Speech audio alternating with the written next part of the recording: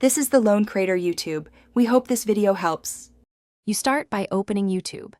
And signing into the Google account tied to your channel. Click your circular profile icon at the top right, then choose your channel to open channel view. Prepare why image size matters. A square 800 by 800 pixel file scales well across devices and avoids cropping surprises.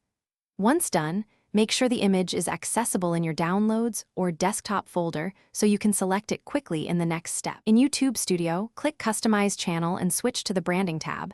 This is where Profile Assets live. Click Change under Profile Picture, then use the file picker to upload your prepared image. You can drag to reposition or use the crop handles. This controls how the thumbnail appears across apps, so take a moment to center faces or logos. Once it looks right, click Done, and then Publish so YouTube saves the change and begins updating all views. After you click Publish, your new profile picture is saved, but it can take minutes to a few hours to appear everywhere because of caching. If you do not see the update, clear your browser cache or view your channel in an incognito window to confirm.